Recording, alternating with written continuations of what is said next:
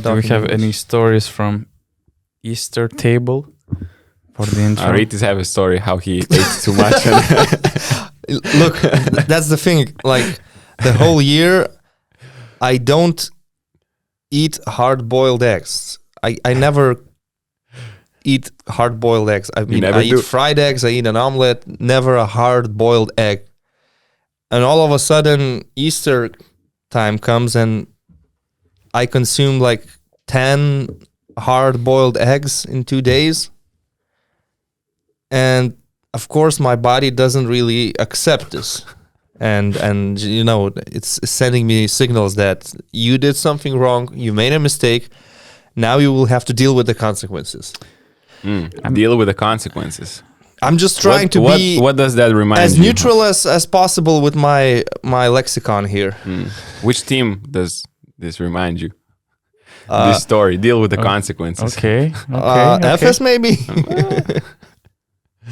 Efes, maybe. I mean, when it was too late, he started eating hard-boiled eggs, and they just couldn't cope with all of them. I think you're just putting some unfair blame on eggs, because I really believe that all the problems you had were not because of eggs, but what was around eggs, starting from some sauces and stuff, then of course including beer and beverages. No, beer is never the problem. Okay, of course. Let's not play the blame game here. Beer is not the problem. Beer is the solution, actually. But Efes Pilsen beer, non-alcoholic. Efes beer was a problem this year.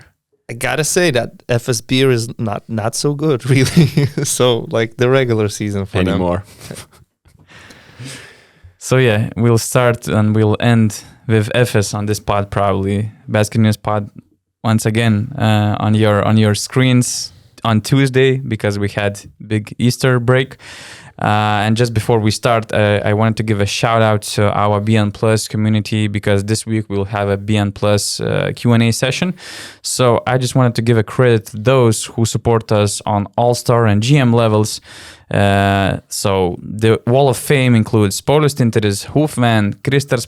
I think that I saw Hoofman's van on Lithuanian streets, because I was really surprised to see very old-fashioned van on a highway from Vilnius to Panevėžys, because it's not that time of the year where do you regularly see those type of vehicles. So I really believe that it was a hoop van just crossing by Lithuania. But anyway, Kristers Pukitis, Gabrielius Serva, Sports Cards Time, Lukas Sushevich, Jonut Georgescu, and Alex Tsirigotis. Thank you all for supporting us on BN Plus platform, and you can join the crew on basketnews.com/plus.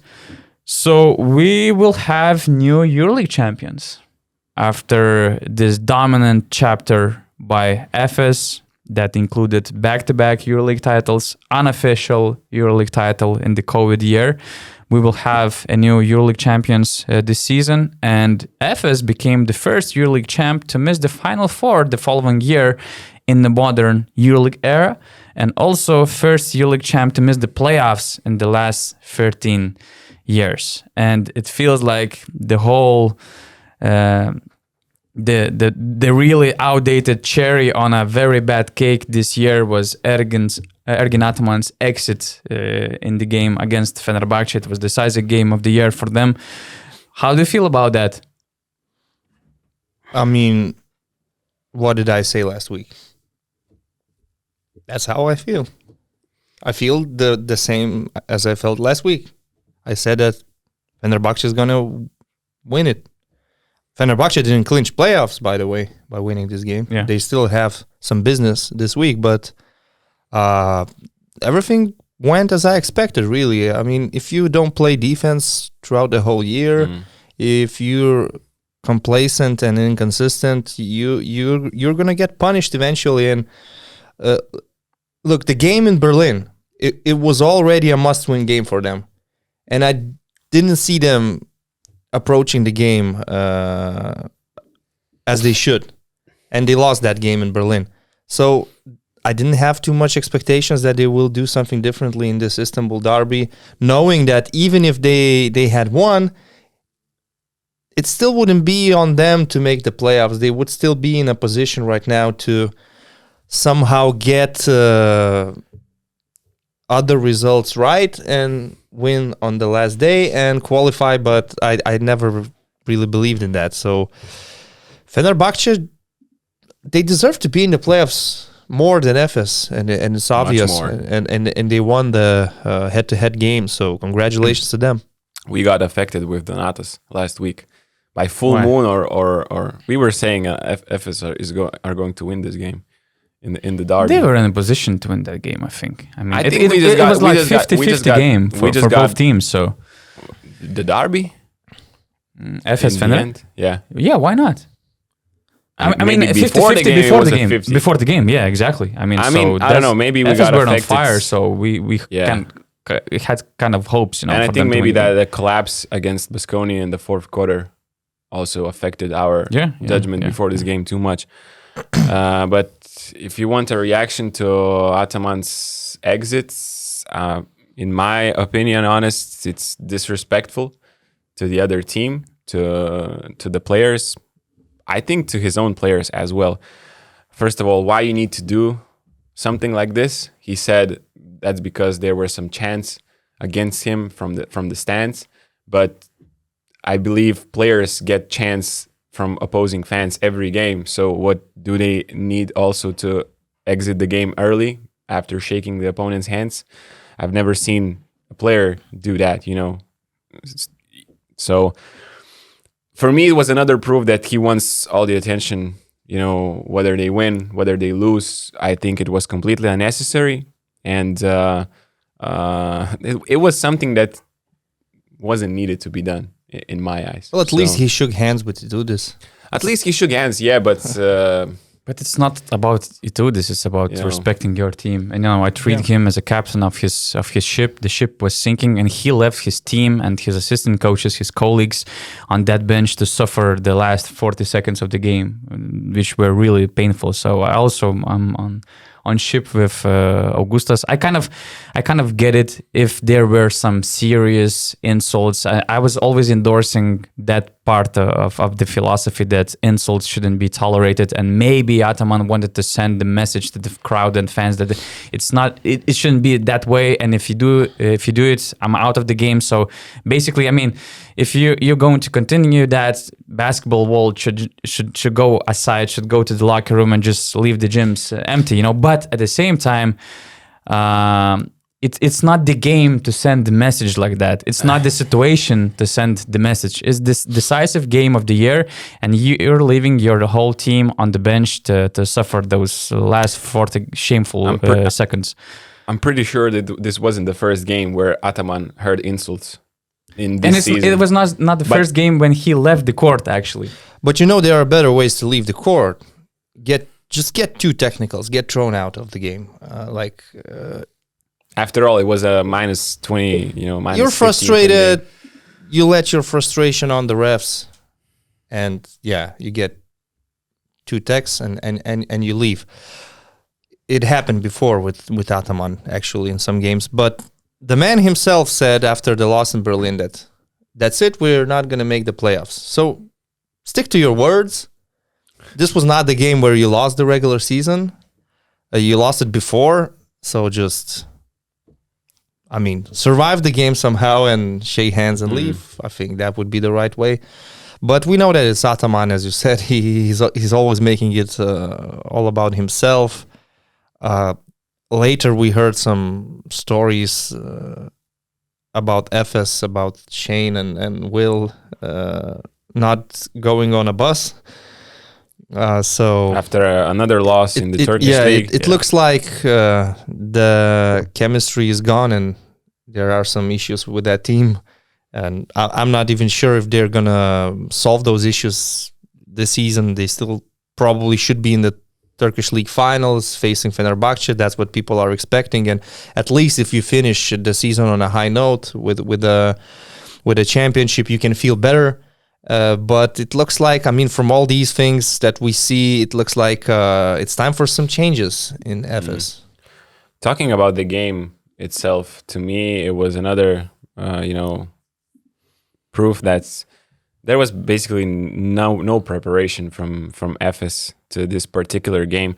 I mean, this one play caught my eye throughout the whole game. It went with Hayes Davis and Dyson Pierre into the post like 20 or 25 times. He posted up these two guys, and these two guys played 40 minutes. So I guess in the end they were tired, but they were still delivering on these post-ups. And Efes came to the game with Will Clyburn playing a lot as E4, and Fener as a result played this side pick and roll, which Efes switch even if they play this pick like at 10 meters, 3 meters behind the 3-point line. So there is no risk, Why do you need to switch there? And this brings Micic defending or Larkin defending or Beaubois defending on Hayes Davis or Dyson Pierre. And then you need help. And then, it triggers a lot of rotations. Rotations are bad.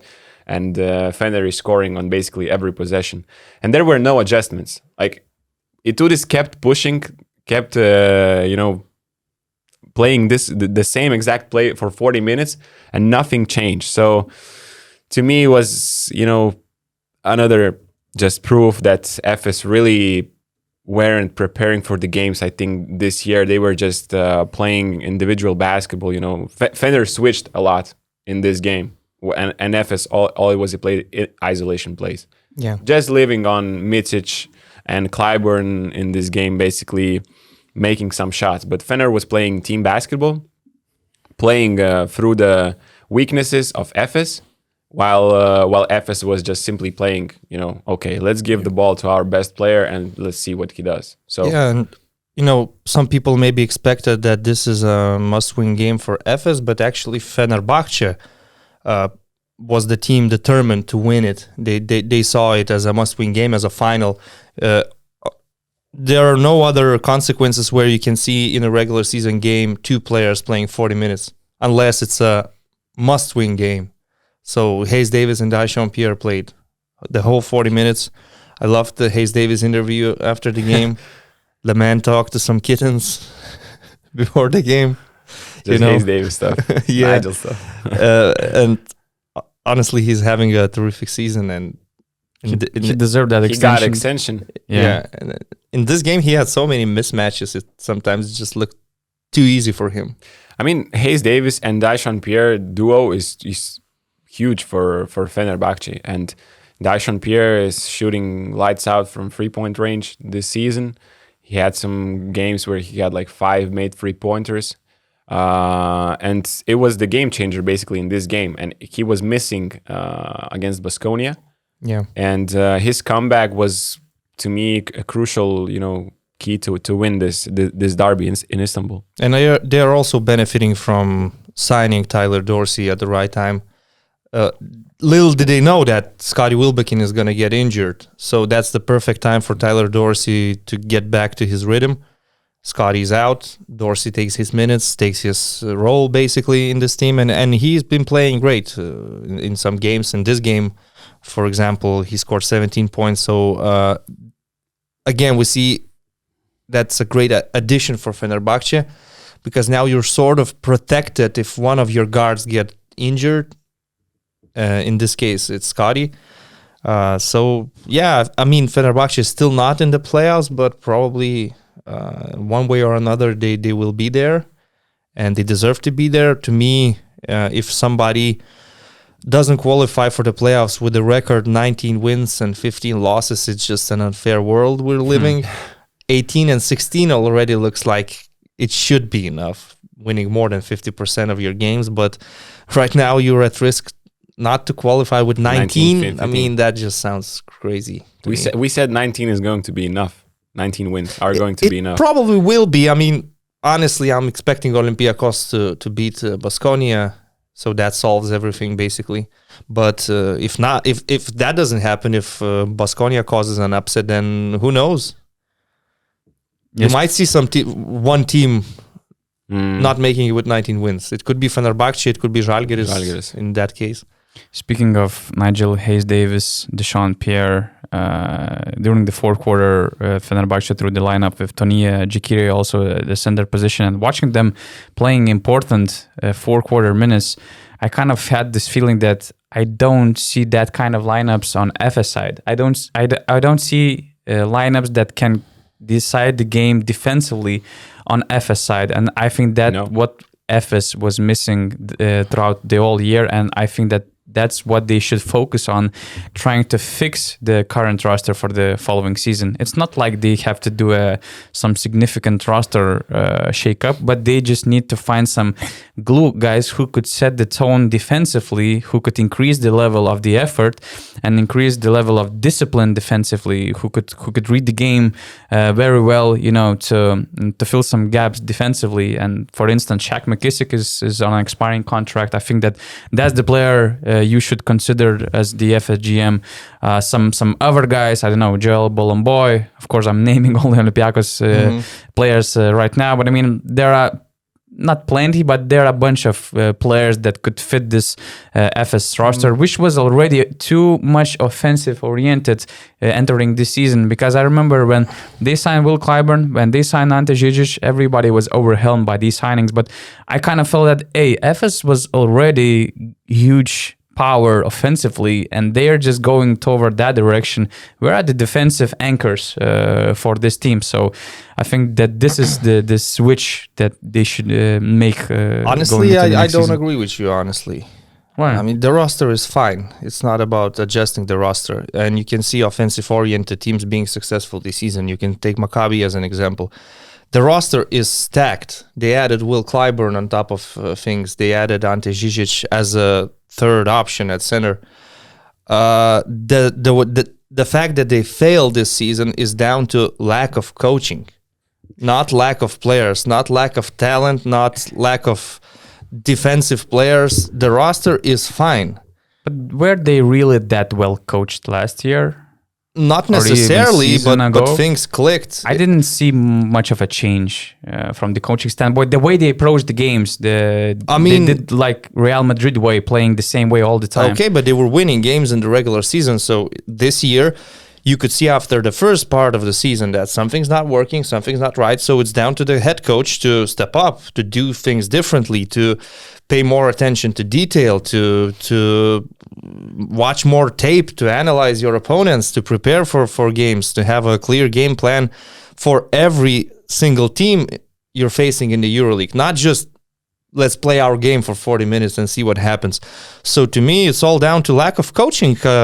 I mean, the roster is fine. Yeah, some players didn't fit, like Polonara and Taylor. They eventually landed in Žalgiris, but then they brought back Chris Singleton. They had Elijah Bryant performing really well in the second part of the season. And the fact that Shane Larkin was hurt for part of the season is also not an excuse. You signed Will Clyburn, a superstar player in the EuroLeague. Arguably the best small forward in the league. What else could you want? I mean, and it's not like these guys cannot defend. Players like Clyburn, Beaubois, they're pretty good on individual defense. So to me, their failure is down to lack of coaching. Plain and simple. It's not about some role players missing. I somehow agree with you both. I think Rytis is right about lack of coaching, and I think Donatas is right. I'm not questioning that part. I just think that what helped Efes to be successful in the previous season, that their whole roster was just a better fit when this year. But was it so much different than it is this year? It was a bit different. I mean, Chris Singleton, he's getting older. I mean, signing Ante Žižić, who now played important minutes in the end of the season, again putting him on the lineup, which is already too much offensive oriented. I don't see him as a but were they better defensively before? At least a bit better. I mean, because there was a bit more effort, and that's why if the coach cannot spark the defensive mentality, and if the coach is the problem, sometimes the players help, to boost these players. And I believe that. But it's not like they had defensive players last season. But at least there was discipline defensively. There was a different mentality. As you said, I mean, these players, they can play defense, and they played better defense before. It's not down to the roster. It's down to coach. Of course, it's down to the coach. But, I mean, his main quality, I mean, we're not saying that Ataman is some incredible mastermind. It was never his success story. He was good at building rosters because he was not making big coaching decisions to decide games. I just think that this year, the previous summer, he made some bad decisions roster-wise to make it fit both defensively and offensively. I mean, he replaced a retiring Kruno Simon with Will Clyburn. I don't think. but I don't think I don't know, Ante Zizic man. for Brian Dunstan is. You need at the center with Micic, Larkin, and Clyburn. You need a real rim protector. Yeah, it's not a fantasy game, so. And to me, that's one thing that was missing this season: a real rim protector who can hide some of these players defensively. Looking at the numbers, I checked them really quickly right now on bblytics.com. This year, Efes defense was 15 in the league, 116 points in 100 possessions. And the last year, it was 9th with 111 and 0.5. So that's like 4.5 point per 100 possession decrease this season. I had two things. One was, having a real rim protector on the team would benefit them. They don't need to add 4 defensive players. I think having a real rim protector would help, and a little bit more, on the perimeter. And one question was, you were saying how not a lot of these players were underperforming, but I think one player, Shane Larkin, what to do with him would be my question. I think Rodrigo Bobois had a great season. Their numbers looked really similar. Plus, I think Bobois is an underrated defender, but he is 35, which is amazing. At 35 to be in such shape to defend this way that he does is amazing. But for how long can he sustain that? Shane, I don't know if he was. Obviously he was affected by injury, but he isn't the same Shane. I saw these last couple of seasons. So I don't know if it was. He's full of this situation in Efes. He needs someone to bring the sparkle to the team, because they were also missing that sparkle that they have in the season before to prove to others that we need to win. So to me, it is a lot of questions with this Efes team. I don't think they need a complete rebuild, but I think 2-3 new pieces.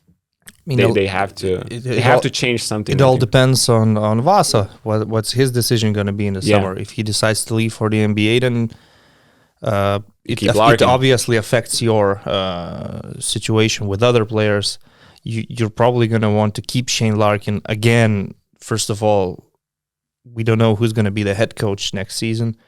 So that probably is also important from what we see this year. Maybe Larkin-Ataman relationship is not so great, as we saw Shane complaining on Twitter about a lack of minutes in one of the most important games of the season and some other stuff, That's why I think, it also affected his performance. Yeah, and we know Shane is the type of player that if he's out for 2 or 3 months, it's going to take 2 or 3 months for him to get back. He's not one of those guys that get injured, they're out for a month, all of a sudden they come back and they perform just the way they were before the injury. It's not like he was coming back to the old FS lineup. He was coming back to the lineup which already had Will Clyburn, a ball-dominant player that Larkin had to adjust to play next to. Yeah, I mean, FS to me is like the biggest failure of the season, because Olimpia Milano, we also expected them to be in a Final Four, but you put everything down to injuries, basically. They were without Siobhan Shields and Kevin Pangos for so long, and some other players were getting injured, and they signed Shabazz Napier too late, and that's the reason why they are not in the top 8. But FS to me is the biggest failure of the season. To be honest, for me, it's hard to buy this narrative of Milan failing basically because of the injuries. Because even without Kevin Pangos or Siobhan Shields, when you compare this team with teams like Žalgiris, for instance, who's still in the playoff race, Milan is still way more talented team than Žalgiris is. So, of course, it was a huge part of Milan's failure, but I think that it was more than that. Anyway, returning to Efes topic, do you think that Ergin Ataman will continue to do his job with Efes? I don't see how that's possible. Me neither. and I think it's really time to part ways. It's better for both the club and the coach, for him to seek some new challenges, and for the club to start the rebuild. It just makes sense starting from the head coach. You had a great story, you had a great run, you had these back-to-back titles, but after what happened this year, I don't see how they could extend the contract. Yeah, because especially if the core of this team remains, it's really hard to see Ergin Ataman staying with this group of people, because it really feels that there are some chemistry issues between the players, the coach, and we saw, as you mentioned, a lot of examples this year. So unless he will get the opportunity to reshape the roster, which includes, Vasilij Micic is maybe leaving for the NBA, Shane Larkin is under the contract until 2024, but I heard that it's not like his future in Efes is locked. Bobois is on an expiring contract. Elijah Bryan on an expiring contract. So basically, Amat Mbaya, he also has an option for the next year. Ante Žižić, he was signed until 2025. Brian Dunstan is becoming a free agent. So basically, if Micic leaves for the NBA, if Larkin is in one way or another leaving Efes, there is some room for making a new team for Ergin Ataman. And Ataman, I don't believe that he will be, unless it's Galatasaray, I don't believe that he will be respected in any other organization as much as in Efes. So I believe that he will have this motivation to stay in Efes. It all goes to the ownership of Efes. If they should believe in Ataman as the GM of the team who can build a successful team. But at the same time, if they have to make a coaching decision for this particular team, I just don't see that happening. And for instance, as I mentioned, the last time the EuroLeague champs missed the playoffs was actually in 2010, I think, and it was Panathinaikos team coached by Željko Obradović. But the difference is that nobody questioned Obradovic's future back in the day when they failed. And actually, what was funny coincidence that year Partizan made the Final Four in the same top 16 group stage where Panathinaikos fell short. But anyway, nobody questioned Panathinaikos head coach. They also made just a couple small adjustments. They kept their core, and basically they just parted ways with Šarūnas Jasikevičius, with somebody else. They actually just brought Romain Sato, and that's it. And they won the EuroLeague the following year. I just don't see that that Ergin Ataman is as much respected by this Efes core as maybe Željko Obradović was in his days with PAO. So I also believe that it's more likely that they should part ways if they keep the core of this team. I mean, if I'm a GM of Efes or an owner, I wouldn't be very happy not only with the results, but with this culture that Ataman is creating, like leaving the game early, all these other things when he brings all the attention to himself, this TV interviews, all these quotes, statements he's making. It is really unnecessary, and there's a thin line between being a very confident coach and simply a basketball clown. That's the way some people see him right now. And that complacency in the regular season happened last year as well. They were also playing with fire, but they just survived. They made it to the playoffs. Everything was fine. Where they got an injured Olimpia Milano team. Yeah. So I'm still going to keep saying this.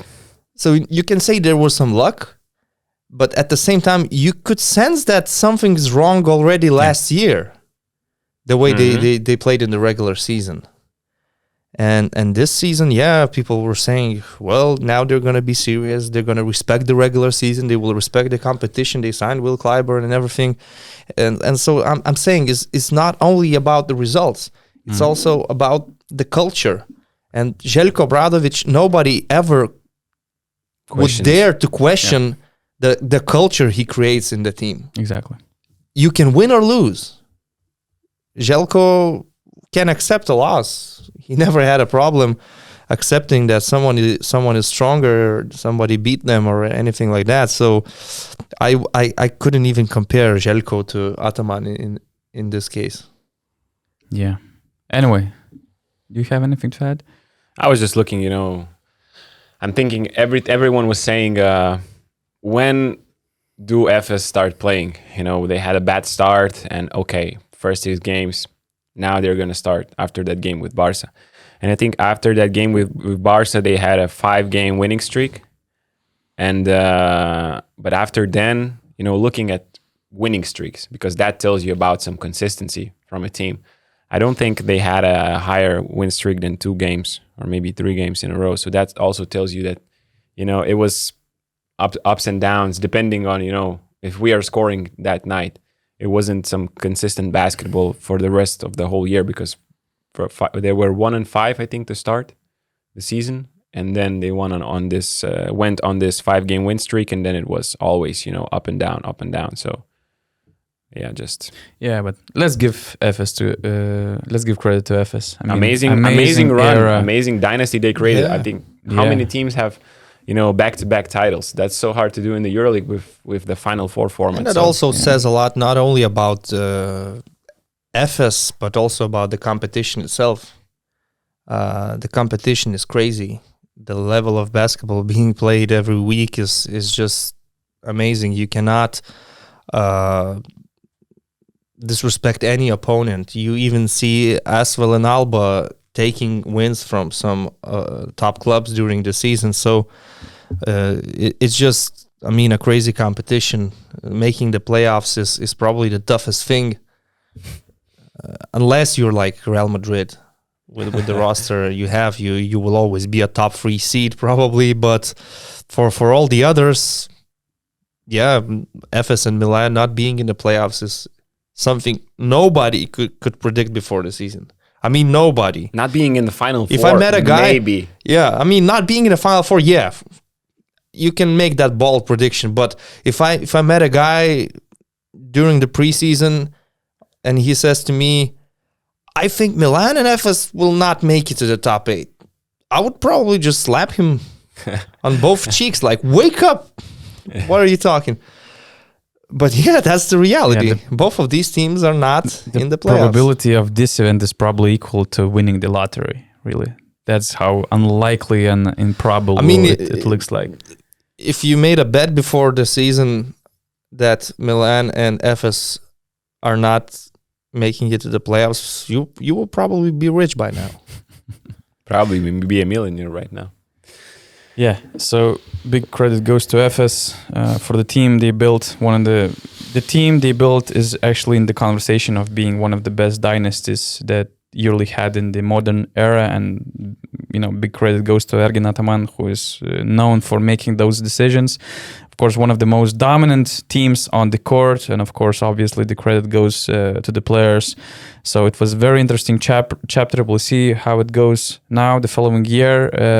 But Ergin Ataman he's already receiving offers. What is also interesting to point out is that from what I heard, he still didn't have conversations with Efes ownership toward his future. So sometimes when the contract is expiring and even the team is going through a difficult chapter, sometimes the ownership tries to give some confidence with, giving a new long-term contract, so failing to make the playoffs. Although, as the owner, I can afford having one bust year after following these great seasons.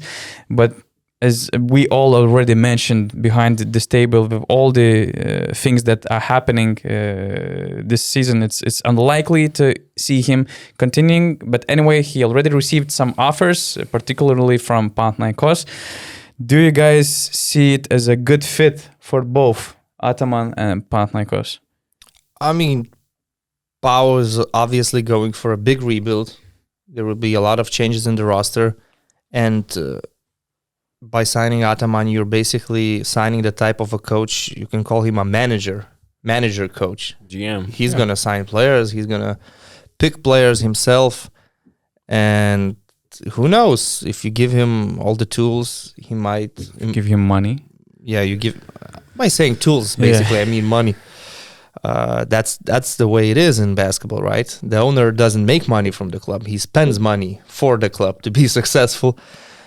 So, I mean, it would be a fresh start.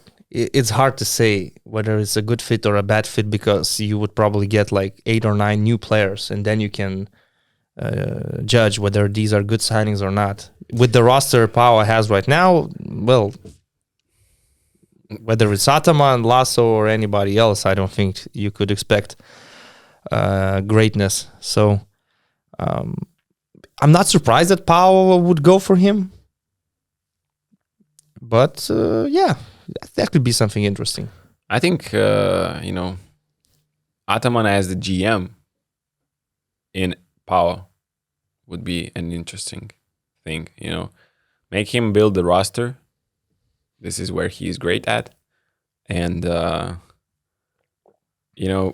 looking at all what Panathinaikos players said, let's say from the coaches about Dan Radonis this season, that Marius Grigonis, Paris Lee recently saying, we weren't coached in the first part of the season. So if this is the core you're building around, then, you probably want a different type of coach than Ergin Ataman. But Ergin Ataman as the GM, yeah, I would be all in for that. He's making the chess moves to build this roster, because that's something PAO lacked actually in the last years. Some vision, long-term vision, and good signings that make sense one around each other, and not just individual signings that look good. Let's remember who Efes were before Ataman came. They were also the dead last team in the standings. Yeah. They were also before kind of signing trying Micic to and Larkin. find their identity, and Ataman kind of put them on the right direction. So from this standpoint, that would be a great fit. Of course, probably it would be the wildest owner-coach relationship and duo in the EuroLeague history. I would say. Last week you said, man, I don't know what we're going to talk about in the podcast because there is not enough content. And then, prior to the games, and then Efes Fener game happened. So imagine Ergin Ataman in PAO. Oh, we could have a Panathinaikos podcast here, actually, not to talk about all the teams. Yeah, and it looks like that Panathinaikos, they will have money. I'm hearing a lot of stuff about them, and although it feels like Panathinaikos, they're just keep denying all the information that is published already. I'm hearing that it might be different when they are actually trying to say officially. For instance, Luka Vildoza. I also heard from some serious people that, if the deal is not in place, at least it's going toward that direction, or it's not that unlikely as it may look from these official denials by Panathinaikos. 2+1? I'm not sure about 2+1, but big money for Luka Vildoza. From what I hear right now, there should be a lot of, I would say a lot of money in Panathinaikos team. I've heard that Matthias Lazort could be on their short list. I've even heard that he might have received the offer and he rejected it because there is a big desire from his side to stay in Partizan. There were some rumors about Campasso. I also heard about it from my sources. I heard the money there might be able, or they're willing to be able to pay for those players. So it feels like if Ataman joins this new ship, it might go to way different direction where it was already going to. So Ataman and big bag of money should be a good fit for the organization, which is looking for some radical rebuild after all those tough years. But yeah, we'll see how it goes, because the coaching markets might be very interesting this summer, I would say. We already discussed rumors about Sergio Scariolo being the front runner to become a head coach of Real Madrid, although it sounds weird because we're talking about the head coach who is still under their contract with Virtus, and we're speaking of a team which still has potential to win the EuroLeague regular season. But that's how things go in the EuroLeague. And so many big names, coaching names in the free agency this summer. Pablo Lasso was mentioned as a front runner to take over Panathinaikos for a long time, but actually I'm hearing some interesting stuff that he might be going toward Bayern Munich, which would make this situation... Lasso? Yeah, which would make this situation very intriguing. Lasso to Bayern, something that makes sense, but at the same time, something you wouldn't think of. And Trinchieri would be his assistant, or what? So Lasso... Trinchieri is on the move. Okay. He's obviously on the move, and probably it only depends on which team. Is it Virtus? Is it Efes? Scariolo going to Real Madrid? Lasso going to Bayern and Trinchieri going to Virtus Or Efes, for instance. or Efes. Sounds very interesting. And we have Sharas Jasikevičius on an expiring deal and season on the line. Monaco, they have He's a winning Bradovic in EuroLeague, the don't contract, but you never know. I mean, a lot of interesting things. Sharas winning can EuroLeague, happen. don't worry. I'm not going against it. Yeah, we have 2 spots remaining for the playoff picture. You already mentioned this weird situation with Fenerbahce being the 5th seed before the last round of EuroLeague regular season, and they don't have their playoff berth yet. And I remember you guys were confident about Baskonia clinching the 8th seed. Do you change your opinion now when actually this last game for Olympiacos matters? Yeah, they're not gonna make it. I mean, I was kind of confident they will be in the playoffs. Recently, I was very confident that they're gonna win their home games. Yeah. And at the time, maybe I thought it's gonna be enough because I didn't foresee Žalgiris winning 3 in a row.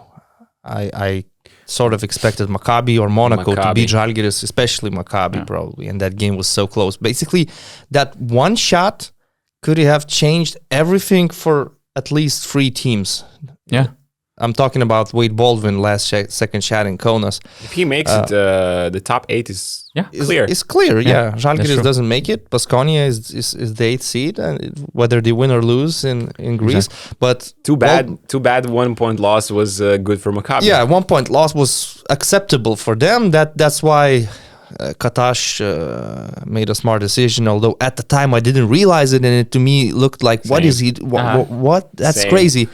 I think you were texting me why I was it took texting so a lot long of for people take the that same shot. thing. But then, I realized, okay, if they lose by 1, it's good enough. So basically, if Isaiah Taylor makes both free throws and Maccabi is down by 2, it could have been a different ending. Maccabi going for the shot earlier, going for a foul if they miss or whatever. I mean, that game was crazy, actually. I mean, let's remember the sequence where Jarrell Martin missed an open free, and then Josh Nebo missed 2 layups in a row.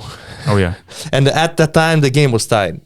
Crazy. So, that changed everything. Žalgiris somehow survived, and right now I'm going to say that Žalgiris will be in the playoffs. I mean, they should beat Bayern Munich away, and I just don't see Baskonia winning in Greece. If Olympiacos really wants to win, they really want to be the 1st seed. They lost now against Zvezda. So they kind of in Belgrade, need to win. so they kind of need to win, yeah. And I mean, Baskonia deserve a lot of credit for this season, even if they don't make it to the playoffs. I love watching them when they play in Bues Arena, but it's just probably not going to be enough with 18 wins. And actually, that game, Baskonia Asphalt, it kind of reminded me of some games that happened in the NBA recently, where you see 2 teams that don't really need anything from the game. Nobody played any clear defense. Who's going to win? Yeah, nobody played any defense. It finished on 120 versus 100. Could have been even more. Could have been even more. To be honest. Yeah, It was like Warriors' first quarter against the Blazers, where they something scored like that. 55, Something like that. NBA record. Anyway, I don't know. I was sticking with Baskonia, all year. I don't think they are the favorites to win that game in Piraeus, obviously. But I just don't know. I'm not sure about Žalgiris until the end. I was last week thinking, they're going to lose against Maccabi at home, close game. They somehow managed to do it, but an away game in Munich is never easy for any team. Doesn't matter that Bayern is out of the playoff race. I think Trinchieri is still going to prepare his team, in the best way possible. We don't know what roster he's going to play. We don't know. Yeah, that's one thing. That's one thing. But I'm not sure about Žalgiris winning that game, because it will be a lot of pressure, I think, on them to win. They don't have Keenan Evans who can just close out games on his own. We saw how they were struggling against Maccabi switch all defense, and Isaiah Taylor putting Arnas Butkevičius under the tank 4 times, shooting long frees in the last second. So I mean, it's clear if Žalgiris is going to win, they're not going to win because of some extra shot, quality and Yeah. Offensive talent. So that's I'm saying, you can't. Playing at home and winning at home 3 games is one thing, but playing against Bayern away. I just not sure how away this game will be. I expect thousands of Lithuanian people, because even in the previous years, when they were just playing not that meaningful regular season games, they were like from 1 to 2 and even maybe more Lithuanians in the stands. And knowing the importance of this game, I really see a lot of fans just flying to Munich to watch that game, and there's a huge Lithuanian community in Germany. So there were a lot of fans flying to Berlin. That was probably the ugliest game of the year. Oh yeah. No, I'm just questioning the away game factor, but I also agree on this. Like, this is the game they must win, and it seems like it's not like Žalgiris is the underdog in this situation. Like maybe they were before the game against Maccabi. Look like favorites. This is the game they now have to win. They're in the position to win. So that's a tricky situation. That on Thursday they could know if the game matters at all. Like, and it's very hard for EuroLeague to manage these things, to put all these games that influence one each other, let's say, on the same day at the same time. Like when you had this last day of the NBA regular season, and you had Coach Tai Lu asking his assistants, what's the score in Minnesota? Because it affects their position in the Western Conference. And in this case, it would be better for the league and for the fans to have these games being played at the same time. Like, for sure. You're supporting Žalgiris, let's say, but at the same time, you're kind of worried about what's happening in Greece. Is Olympiacos winning against Baskonia? And right now, there are 2 sides to it. On one side, you could have Žalgiris playing a final, where if you win, you go to the playoffs. Or on the other side, all these fans already planned their trip to Munich, and they bought the tickets and everything. And it could happen that on Friday the game doesn't even mean anything.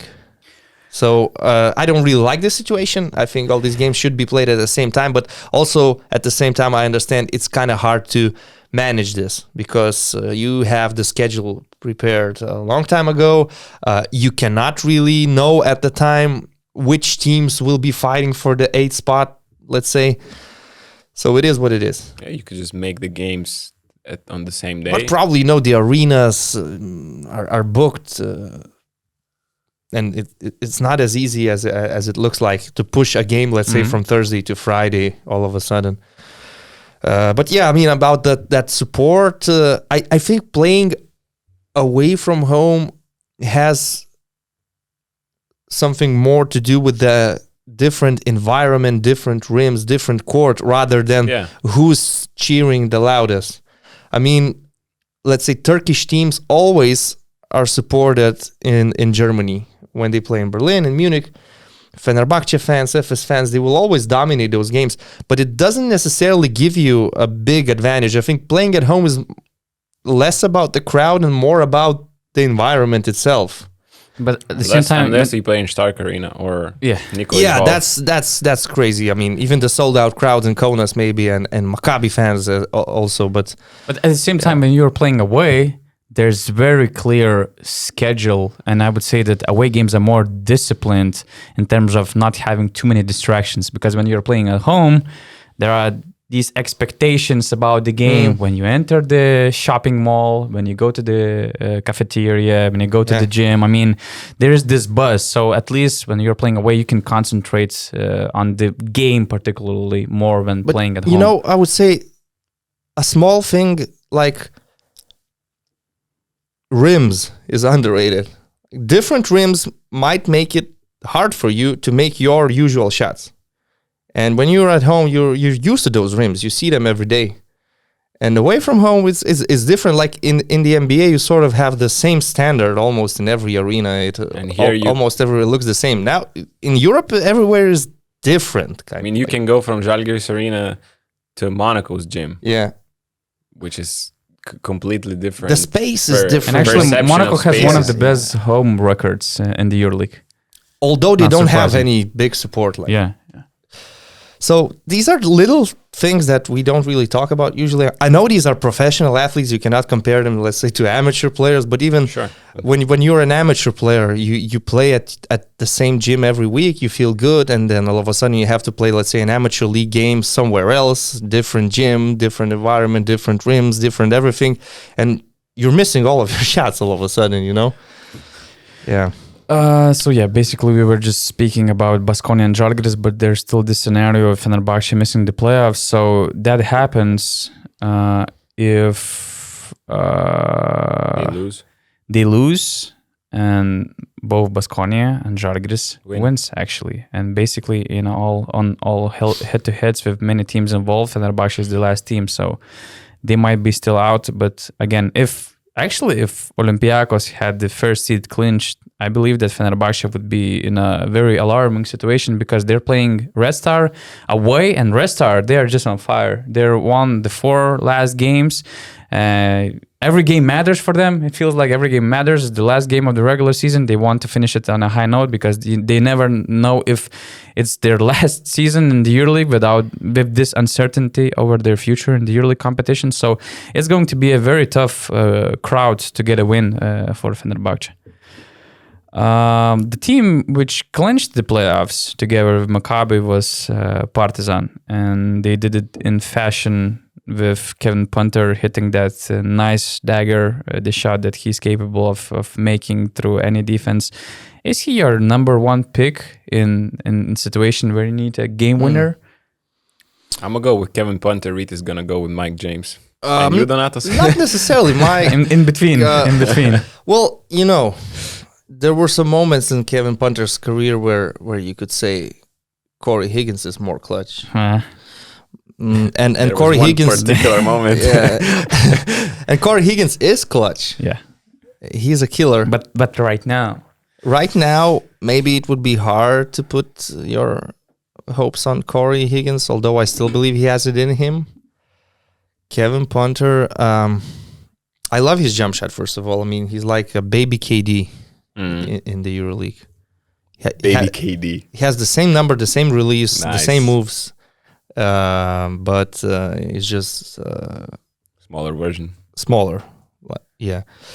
Who else do we have on this? You could put on this list. Actually, Janan Musa maybe making. I mean, I would trust Kostas Lukas to make the right play, not necessarily take the last shot, but to make the right play for his team to score. Yeah, exactly. How many moments of him we have seen last season? Yeah, I think 2 game by him hitting those game winners. Yeah, exactly. I'm not gonna go with Mike James, because it would be interesting to, let's say, analyze his track record of makes and misses, because he throughout his career he took some really difficult shots, some crazy buzzer beaters went in, but in some cases, let's say for example, last season I think versus Real Madrid, he was just blocked by Eddie Tavares in the last second. So I'm not even sure, but I think that even Hunter is a good choice anyway, because he can create his own shot. The same with Will Clyburn. I think that his size and his skill makes him the perfect player for the last possession, because he can either drive and use his size for mismatch situations, or he can shoot tough to guard shot because he's over 2 meters. But at the same time, I believe that his track record is not as efficient as maybe Kevin Punter, Mike James, or some other guys have. Okay, so a question for you guys: would you rather have 10 centimeter? Let's say what is Clyburn's height and Punter's? Clyburn is 2 meters and 1. And Punter is like 195 or 96. Okay, so would you rather take 5 centimeters more? A taller player, or you would rather have 193. I'm sorry, Punter is 193. Okay, 7 or 8, whatever. Like that, you will get the idea. Would you rather have a taller player, let's say forward instead of a guard, but with lower percentages than a guard? Basically, Clyburn and Punter. In this discussion, I'm taking Punter. Okay, I would trust. I just trust Punter more. I would trust him to create his own shot. He has a good crossover. He has good handles, and he has a lot of confidence in his jump shot. And Will Clyburn, well, he uses the step back pretty often, but it's not like it is a very high percentage shot. Okay. And Punter is So you're probably living with the best scorer in the league right now. You could say that. You are living with the tougher shot, but by a better tough shot maker. You can say that. Okay. I mean, it also depends a lot on who's defending him and everything. In Monaco, he just created a very good shot. That was a very good look. You could see he was in his zone, and He missed similar shots 2 minutes before, I think. And then it was 3 minutes remaining. I think there was an ISO situation from the middle, and he missed. You could and remember the second one he made. You could remember the first eternal derby of this season in Stark Arena, and Punter had an opportunity to close the game, but he missed an open corner free, I believe. And on the other side of the court, Nedovic corner free, hit a corner free. He has a very bad track record of missing Open good shots and then getting But painful response on the other end. It's not like he's taking bad shots. He's taking good shots, so that's what matters. I think what Kevin once said, that there's no tough or bad shot that he can't make. And actually, we had some great discussion on BasketNews YouTube channel. You can watch that conversation on our YouTube from the last year. It was my first face-to-face meeting with Kevin. I didn't know him as a person, and that conversation kind of opened my eyes about him being more than just a scorer and a pure shooter. So a big love to Kevin Punter and Partizan making the playoffs. Also, EuroCup playoffs starts this week. Single elimination tournaments. Sudden death tournament. Wild, incredible. Open race for the EuroCup title, because probably differently from the last seasons, we don't have that one clear favorite. There are no more Virtus, Partizan, or other big teams to win the title. So who do you pick in your EuroCup bracket as the next winner of the league? I mean, since it's a one-game knockout tournament, it's sort of like predicting the NCAA March Madness. Exactly. I have this bracket in front of me. Maybe I'm thinking Juventud. Okay. They have a lot of experience on that roster. They are a good team, and usually in these secondary European competitions, you kind of expect the Spanish teams to dominate and win the titles. At the same time, I expect favorites to fail for some reason. Yeah, but let's say last year Virtus didn't fail. I mean, there were two clear favorites, Virtus and Partizan last year. I think that somebody else also got eliminated pretty early. Maybe Valencia, they lost to Bursa as well. Juventud, they also had this disappointing loss in the first round. Probably. Well, didn't Juventud lose to Partizan or something? I don't remember. No, Partizan lost in the first stage against Bursa. So yeah, I mean, it's a one game. It's like exactly. You need to win 4 games in a row, and against 4 different teams. For example, Juventud now starts against the London Lions. Then they might get Venice or Hapoel in the next stage. Then who knows what they get in the semifinal. It wouldn't surprise me if a team like Bursa or Paris makes a run for the title. Actually, Prometei is an interesting team with a lot of Americans on the roster, but I heard that some of them got hurt. Prometei is the one team that Donatas actually said favorites to lose.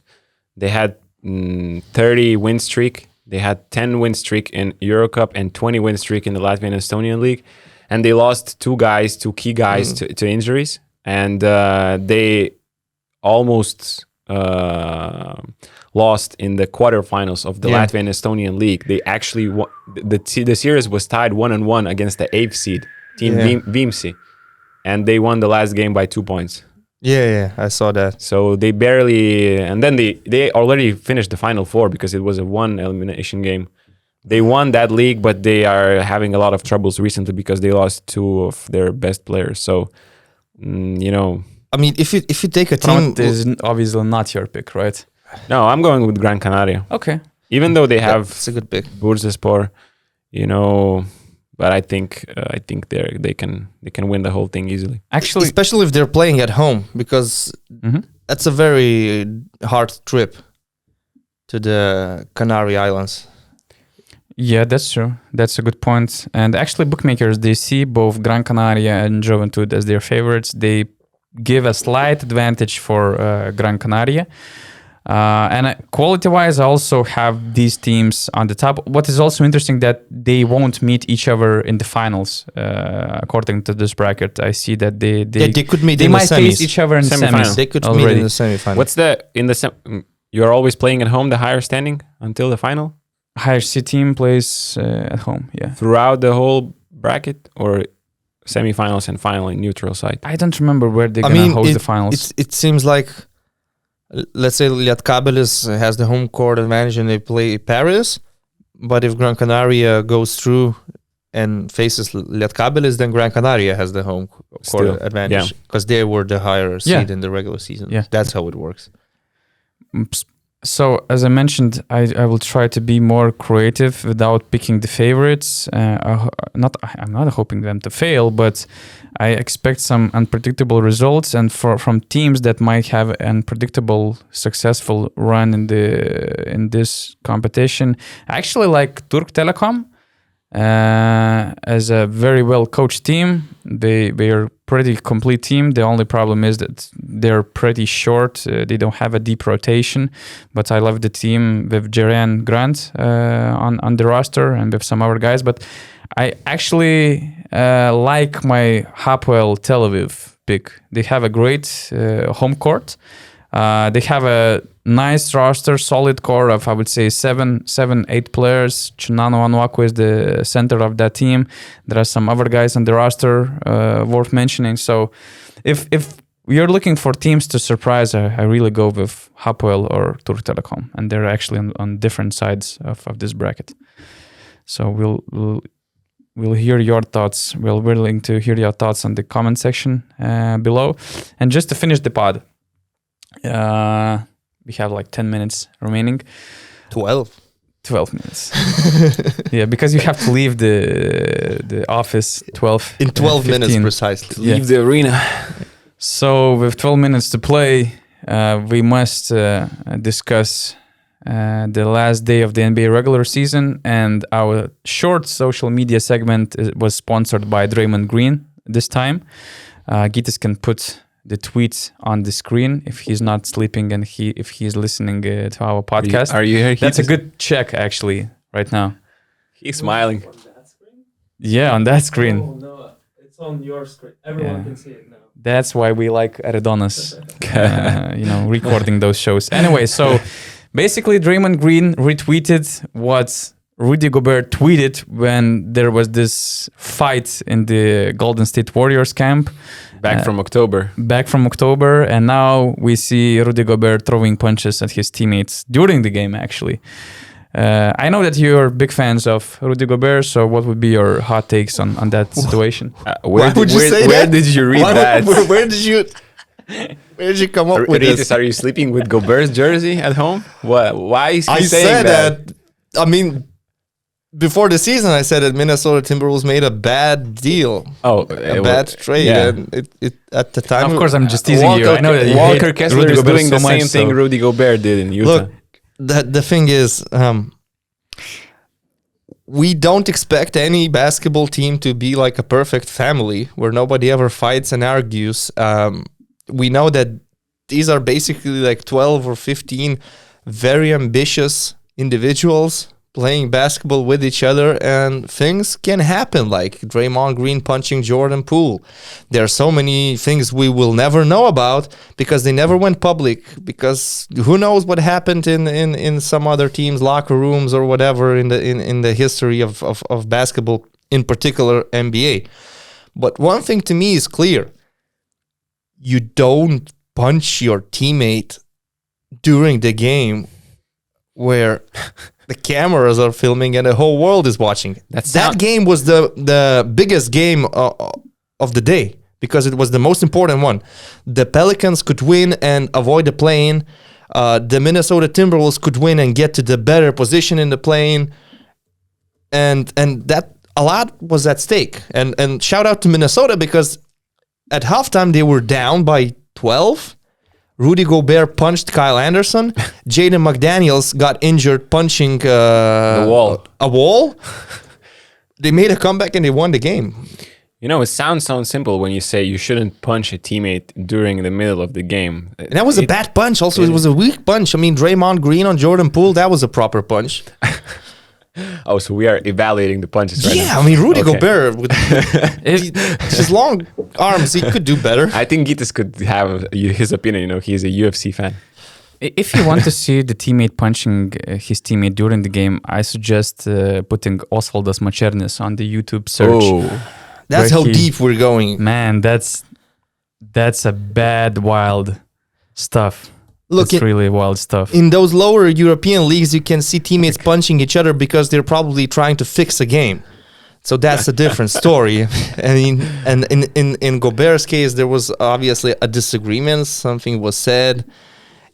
And you could see the reaction of the teammates. Something was said. Nobody was like protecting Gobert. Everybody was protecting Kyle Anderson, and they basically just pushed Rudy Gobert away. And then he went straight to the locker room. And as it was announced later, he left the arena. He went home, Yeah. and he's now suspended for the playing game in Los Angeles, which obviously makes sense. It's kind of hard to imagine him playing right now. And at the same time, actually in Phoenix, you had something going on with Mason Plumlee and Bones Highland. There were no punches thrown, but there were some words said. Some shoving. There was some pushing and shoving, because basically in the end of the third quarter, there was an off-ball screen on Bones Highland, and he expected Plumlee probably to step up to the three-point line to contest Terrence Ross, but it didn't happen. Terrence Ross got a clear, wide-open look. He missed it. And then Bones Highland was already shouting at Mason Plumlee. Bones Highland is a young player. Mason Plumlee is a veteran. And after that, there was this disagreement, and it was also caught on camera. It was shown on the broadcast, but there were no punches. They started the fourth quarter together, and they just played basketball. In Gobert's case, I mean, Kyle Anderson is a very respected player in the league, probably a very important figure in the locker room. And even though Rudy Gobert has a huge contract, it's clear that the other teammates in Minnesota Timberwolves are on Kyle Anderson's side. Yeah. So maybe that just everything works out for Minnesota. They made a bad trade. Rudy Gobert punched the teammate. Now he's not going to play. He's not part of the team anymore. Too bad he has that contract. That's a problem. But the Italian blog La Giornata Tipo made a nice summary of some things Gobert did, and in the end they said not really the most sympathetic guy you have on your team. First of all, you remember the COVID incident, Okay. where he was joking, touching the microphones, and then couple of days later he is the first player to have COVID. Then it was Italian-France game where he did a 360 dunk in the end of the game where it was already decided, and you could just not play, just put the ball on the ground, stop the game. He did a 360 dunk. Oh, Stefanos Deda supports that play, so Italians like that one. Then he won the silver medal, and he took away that medal, because silver is not, I don't know. He doesn't appreciate silver. He doesn't appreciate silver in the European Championship, and now you have this Kyle Anderson and also, punching incident. as some people on Twitter remembered, there is some backstory to Kyle Anderson and Rudy Gobert, because when Memphis Grizzlies faced the Utah Jazz, there was this accident where Kyle Anderson basically, after the game, shouldered Rudy Gobert, and Rudy just went to the ground as a football player screaming for a penalty, and people were laughing at him at the time, and it was also Kyle Anderson involved in it. But at the time, they were not teammates, obviously. And I saw yesterday as well on Twitter that Rudy Gobert, one day prior to this incident, said that about Kyle Anderson, he's sometimes really vocal in our locker rooms, but He was like maybe a little bit too vocal about the play, and then the next day this happens. I mean, Rudy Gobert made a public apology, as you could expect, and everything. Obviously. But the comeback from Draymond Green was the timing of it was just perfect. You already know the Warriors are keeping tab on every freaking tweet you will write about them, you know that's Steph Curry and Draymond Green. That's what Draymond Klay actually Thompson. did during the Olympics. If you remember, when Team USA won the gold medal, Draymond Green went on this, Twitter massacre, maybe. He was just killing people with everyone. his responding to everyone who doubted Team USA, who predicted that they're not going to win gold, and that's I mean, Draymond is a character.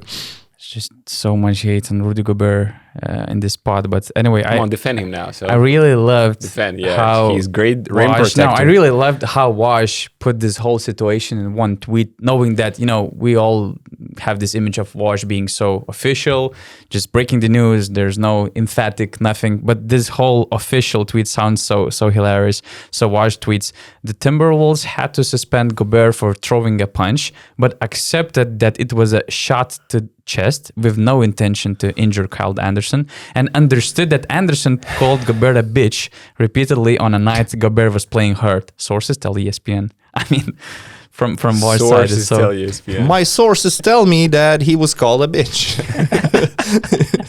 Simple as that. Okay, just the last for the end. What are your NBA play-in picks? Play-in picks.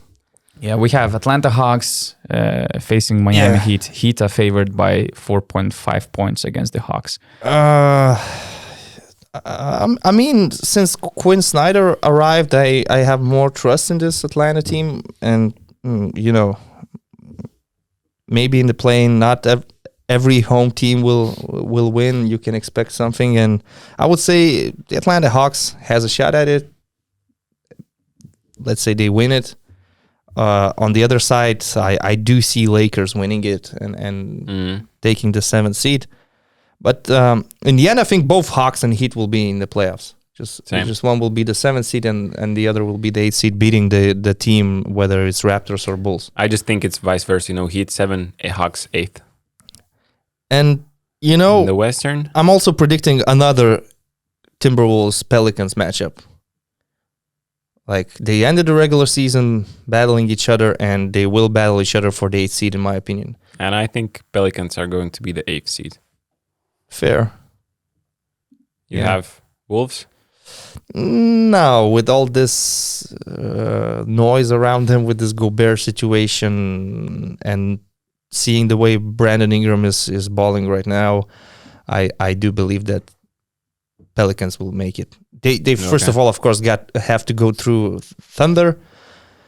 And I see Lakers being the 7th seed and Pels being the 8th seed. Okay, guys. So thank you all for your time. Thank you all for watching us. The short Q&A announcement before we end. This Friday we'll have a Q&A pod.